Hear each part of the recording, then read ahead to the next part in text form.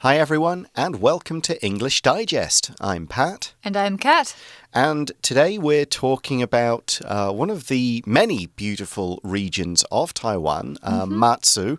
Now, Kat and I were just talking before we started recording. Neither of us have been to Matsu. That's right. I actually haven't been to any of the outlying islands yet. Nor have I. I've been stuck on the mainland of Taiwan. The mainland, as you could say, yeah. Yes. So, are there any that you would plan to visit in the near future? Yeah, Penghu has always appealed to me the most of all the outlying ones. Yeah. I'm not sure why. It just seems like that's the first one I'll get round to visiting when I start to plan some visits. I suppose it's one where I could have gone there in the last year, really. It's like, well, we can't travel abroad, so I should have taken some vacation time to visit some of these places. Yeah. Reasons of family moving house and stuff have kind of ruled that out. But yeah, and for me, I've been doing school, so I haven't gotten to travel much either. But I'd like to visit the ones to the southeast, like Green Island and Liuqiu and those kind of places. I'd like to go to the little more tropical, vacation-y kind of places. Yeah. Yeah, I've heard that Matsu and Jinmen as well have both got some interesting, cool stuff. Seeing the one thing we're going to talk... do we mention the blue tiers in this article? I think we do. Or maybe we do. I'm not sure, but even if we do or don't, that's definitely something I would like to check out. Yeah, for sure. Well, let's read about that and a bunch of other stuff you can find on Matsu in today's article.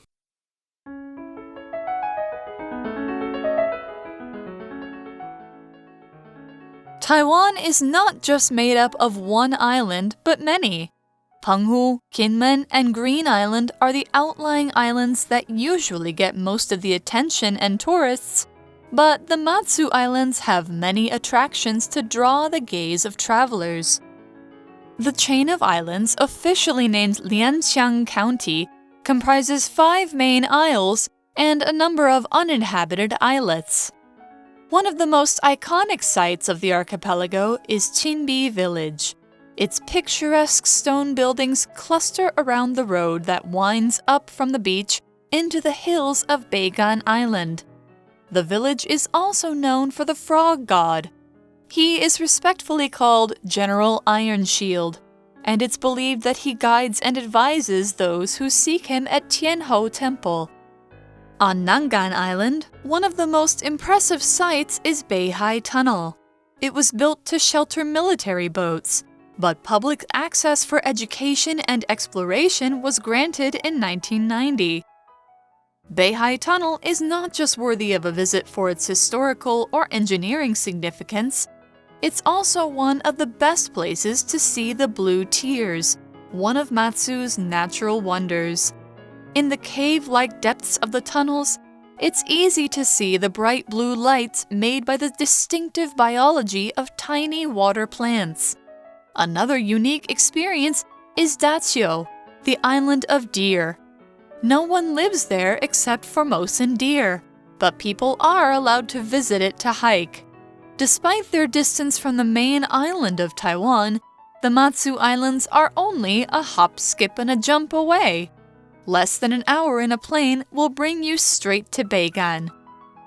Visiting this fascinating destination is easier than you might have believed, and it's well worth your time.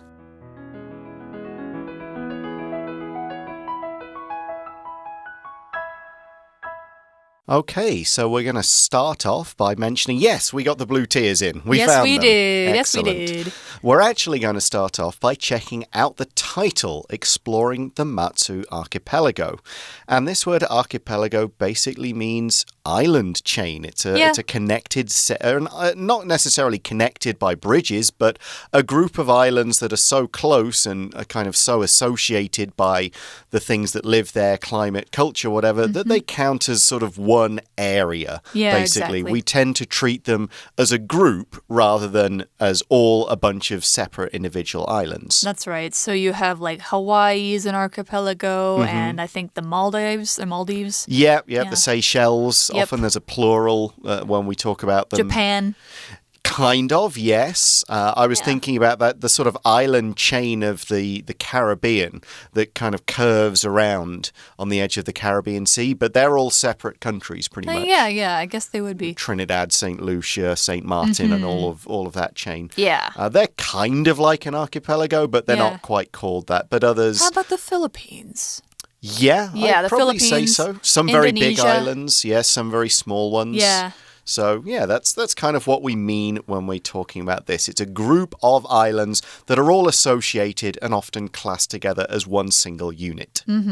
So we are exploring the archipelago today, which means we're not just going to one island, but most of them. So, like we said, Taiwan is not just made up of one island, but many. And of course, this doesn't mean that Taiwan's an archipelago. It's kind of like the main island and then a bunch of smaller ones, including some archipelagos. Yeah, a bit like the UK in the same way. We have, of course, the main bit, and then we've got the other bits nearby, like the Isle of Wight, the Isle of Man, and maybe... The Hebrides. Those I would think of as an archipelago, like the Hebrides, the Isles of Skye, and some of those as being kind of more like archipelagos. Yes. But so we mentioned we've got the main island of Taiwan, then Penghu, Kinmen, or Jinmen, sorry. I always kind of read that. I'm never sure how to say it. It's Jinmen, but the K in that type of kind of like pinyin. Jilong, Keelong. Exactly. It trips you up sometimes. Got it. So Penghu, Jinmen, and Green Island are the outlying islands that usually get most of the attention and tourists, but the Matsu Islands have many attractions to draw the gaze of travelers. So an outlying island is basically an island that isn't the central one. It's some way off the coast. It's going to be considerably smaller. There's going to be fewer people living there and so on. I mentioned a couple with the UK there. The Isle of Man, which is between the UK and Ireland, and the Isle of Wight, which is just off the south coast. They would be outlying islands to the UK. Yeah, they would. Okay, so we're saying that the Matsu Islands also have many attractions to draw the gaze of travelers. When you talk about attractions, this is basically the noun form of the verb attract, which means to draw somebody by making them interested. So attractions are features of a place, usually, that would make somebody interested. And often it can be specifically designed for tourists or for people to have fun at. So like a theme park would be an attraction, or things like we're going to mention later in this article, like the tunnels, the villages, or even hiking trails could be an attraction too. Yeah, anything that people go to have fun. Exactly. You have natural ones, can be attractions, you know, cliffs, gorges, waterfalls, lakes, as well as man-made ones, interesting buildings, that sort of thing. So we carry on. The chain of islands, officially named Lianqiang County, comprises 5 main isles and a number of uninhabited islets. So you'll see we're using a few similar words together here. Islands, the chain of islands. Isle, which is pretty much a synonym for island. Yeah. You mostly hear it in older names. Yeah, and a number of uninhabited islets. An islet is a very small island. Yeah. You might even have one in the middle of a lake or a river and call that an islet. Yeah, exactly. And like island, the S is always silent with all of these related words. And we're saying the islets in the Matsu archipelago are uninhabited.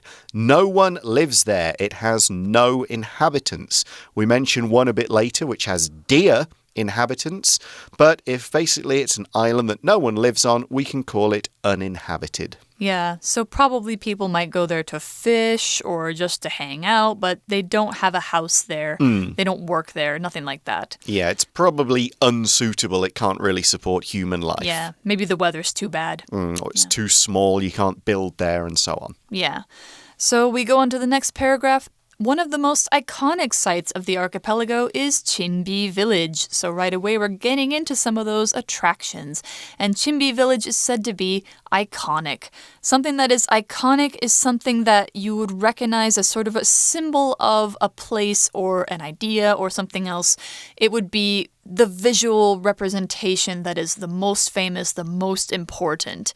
It's something yeah, it's something visual, an icon. Right, yeah, you'd think of Paris, you've got the Eiffel Tower. That's London, iconic. Buckingham Palace or Big Ben, something like that. Here in Taiwan, of course, you've got Taipei 101, probably one of those for Taipei, iconic. Certainly.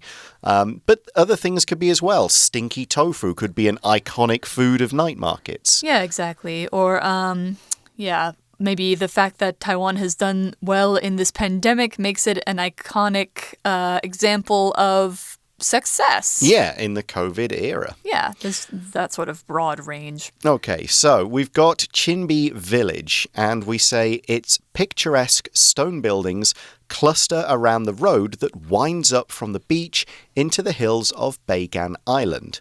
So we describe these stone buildings as picturesque. That means they're very beautiful. They could be maybe not even real, but out of an artistic picture, a kind of imaginary, beautiful representation of what a little stone village should really look like. Yeah. They look as though somebody has kind of painted them in because they're that kind of ideal and perfect. Yeah, they're very cute and pretty and probably you would say quaint. Yeah, charming. Yeah.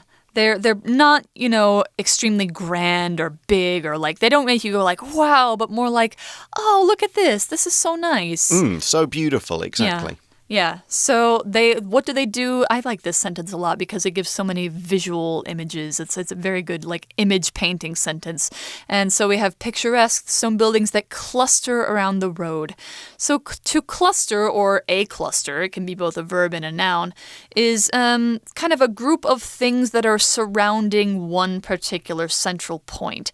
So if the stone buildings are clustered around the road, that means they're kind of like, not neatly lined up, but they're sort of placed in a way that they're very close to the road and also close to each other. So they're grouped up, you could say. Yeah, imagine some famous person is giving an interview on TV and there's loads of journalists around them holding microphones and smartphones and so on. Whenever I see a news thing on Taiwan TV and someone's giving an interview, they're surrounded by people holding phones and microphones. There's tons of microphones in their faces all the time. Yeah, so we say the journalists are clustered around the person. Yeah. So here we've got all these houses clustered around the road that winds up from the beach into the hills. So if something winds somewhere, it doesn't go in a straight line. It kind of curves, goes from side to side, back and forth. Yeah. So it's not a straight line going from bottom to the top. It's this kind of natural one that's following the flat areas and the gentlest slopes to get up the hill without having to do too much engineering work to build the road. Yeah. And we make this into a phrasal verb by adding up to mean it goes from the bottom to the top. Yeah. If you were standing at the top of the hill, you could say the road winds down from the hills to the beach. Yeah, exactly. Or a road could wind through a city if it wasn't a straight road. Yeah, exactly. So you could have any number of paths that have these, gentle or not so gentle curves that just kind of follow the natural landscape. So many mountain roads, I think, in Taiwan will actually wind around and kind of make you sick if you're not being careful. Yeah, you don't want to go around those too fast either. Yeah. So anyway, the next sentence says the village Chinbi Village is also known for the frog god. That sounds fun. I wonder who he is. Yeah, he does sound like a kind of a cute little thing, but he's got a sort of smarter name. Yeah. He is respectfully called General Iron Shield, which sounds a lot grander and so more maybe special. he's actually more powerful than his name lets on. Well, then a cute little froggy. Yeah. We see, and it's believed that he guides and advises those who seek him at Tianho, I'm never quite sure with that particular pronunciation, temple. So he's the god of the temple. He's the main god that's there. And if you go there, then he will guide you, he will advise you. Yeah, so it sounds like he's a very powerful figure called by, General Iron Shield. Now, iron and shields are very, strong war kind of items. So it makes you think of like, wow, he must be, pretty important. All right. So we've learned about what you can find on Beigan Island. Now we move on to a different one. The next sentence says, on Nangan Island, one of the most impressive sights is Beihai Tunnel. I think this is one that a lot of people look forward to visiting. Right. We learn it was built to shelter military boats, but public access for education and exploration was granted in 1990. So, yeah, Matsu obviously was one of those places where they feared the Chinese army would come and land, so they wanted to build it up with plenty of ways to protect it. And this particular tunnel sheltered military boats, army boats, navy boats. So they could go into the tunnel and then they would be protected from, attacks, from air raids, from that kind of thing. Yeah. But now people can go into this tunnel because in 1990 the government said, okay, you can go there for education, to learn about the tunnel, to learn about the history, learn about how it was made, and also for exploration. Exploration is the noun form of the verb explore.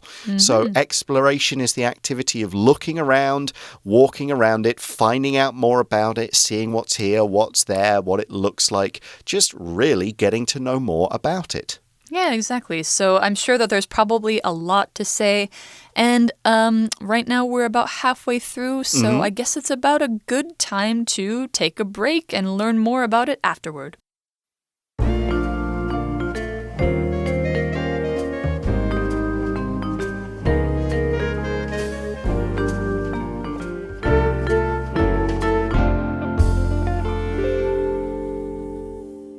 Welcome back. We've been learning about the Matsu Island chain and everything that's there. We just took a little look at Beihai Tunnel and what we can find there. So we're going to not just learning about what is there in terms of its history, but the nature.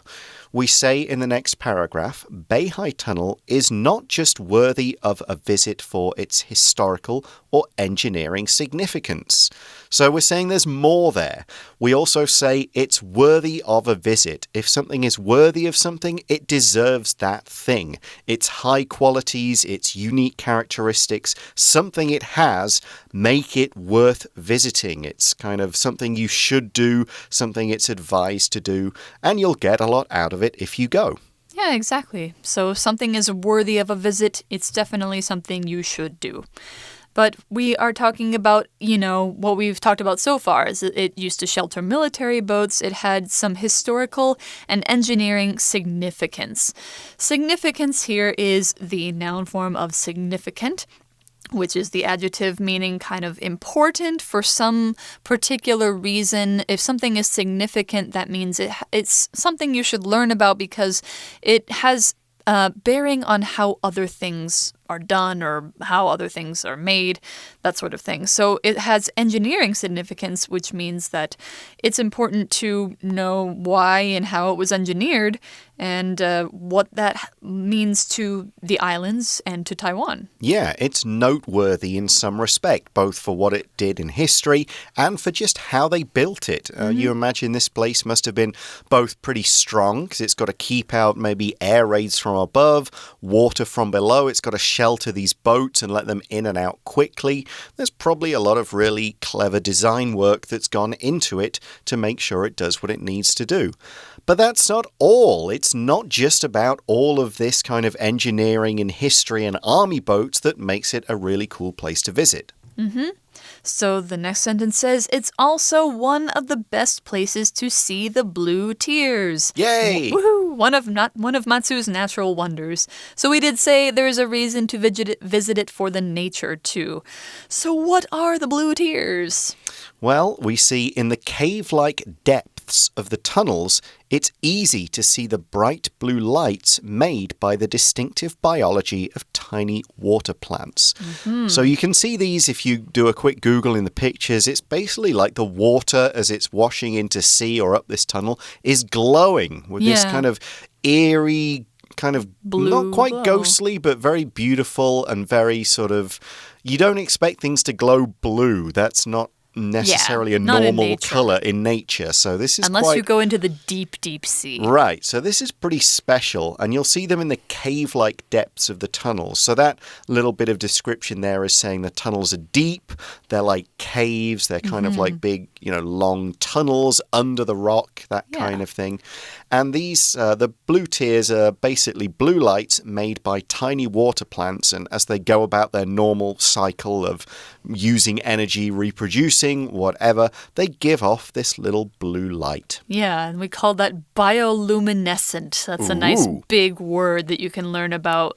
Things that naturally glow as part of the biology, they're bioluminescent. I guess fireflies, would we say they're bioluminescent? And lots of sea creatures like, deep sea squid, jellyfish, all those sorts of things. Yep, they've all got this kind of natural glow to them. So we see another unique experience is Dachau, the island of deer. Yeah, the island cool of place deer. to go. Yeah, I would like to go there and see some deer. So apparently this is one of those uninhabited islets. No one lives there except Formosan deer, but people are allowed to visit it to hike. Yeah, I wonder if it's either no one lives there just because they don't want to, or whether it's kind of protected because of the deer and people aren't allowed to go there. Could be either one or could be both. Maybe it's a suitable habitat for deer, but not so much for humans. The fact that it says people are allowed to visit it to hike kind of makes me think they can't visit it unless they maybe ask in advance for a hiking permit. You probably have to get a permit. Yeah, maybe go on a certain kind of tour. The boat will pick you up at a certain time. You need to have permission, that kind of thing. Yeah.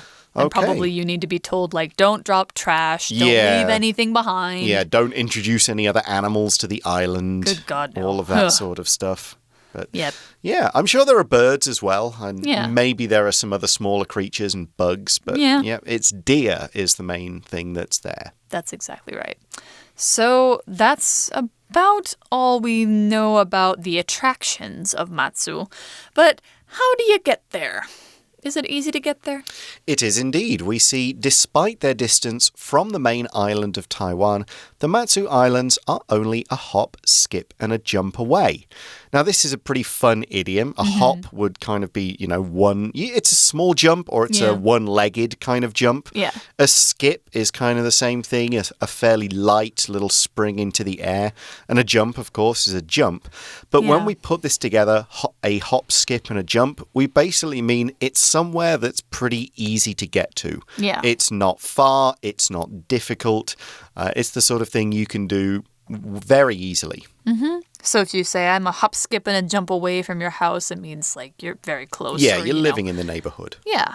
So how far exactly is a hop, skip, and a jump in this case? Well, it says less than an hour in a plane will bring you straight to Beigan. So that's great if you go from probably Songshan Airport. I would have thought Songshan would be the main airport for this, yes. Or somewhere in Taichung or maybe Kaohsiung. They probably have some planes that go airports. there. Yeah. Because they probably, don't have tons and tons of people who are visiting from or to Matsu every day.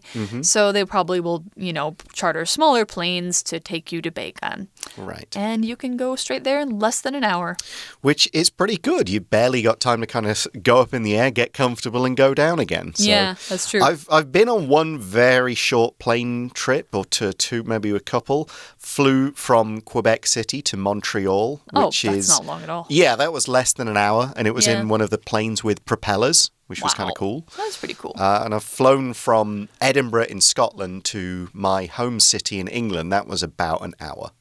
Obviously, even Hong Kong's not far. Yeah, I think one time I flew from my hometown to the next biggest city over, and that took half an hour. Wow. So it's just like up, down, no seatbelt stops kind of thing. Yeah, driving it takes much, much longer because of all the mountains. But yeah, definitely. So we conclude this article by saying visiting this fascinating destination is easier than you might have believed, and it's well worth your time. So fascinating kind of means amazing, wonderful, really interesting, the sort of thing that will grab your attention. Yeah. And a destination is the place that you're going to. It's the the end of the line. If you're talking about a plane journey, it's where the plane lands. For a train trip, it's the last station the train pulls into is its destination.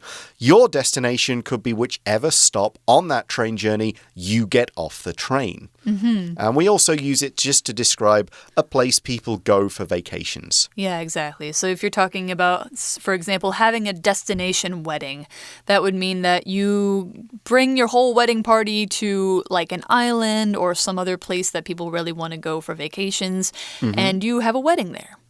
Yeah. Yep, sounds fun. Yeah. I went to Hong Kong for my wedding, but I didn't bring anyone, so I don't know if that counts.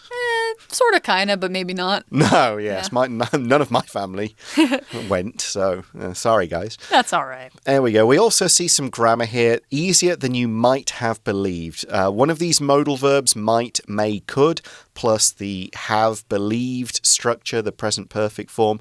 We use this to suggest possibility in the past. Sort of, in the past, you might, but you might not have known or believed that Matsu is easy to get to. We're not quite sure, which is why we use might have. Yeah. You might have known and gone, oh no, that's easy to get to, but you might have thought, Matsu, isn't that a long way away? Yeah, so we're not sure, so we're saying might. Not you had believed or you have believed, but you might have believed. Yeah. Yeah. And it is well worth your time. Just as we said, it is worthy of a visit. And that's another way to say so. Exactly. Well, worthy, pretty much the same thing. So there we go. That is our little article about Matsu and the cool things that are on there. Which one of those appeals to you the most? I think I would like to see Beihai Tunnel and probably Chinbi Village. Yeah, the blue tears is definitely one of the big ones in there, Yeah. kind of the idea that you'd see this kind of bluing glow stuff. I would definitely put that as my favorite.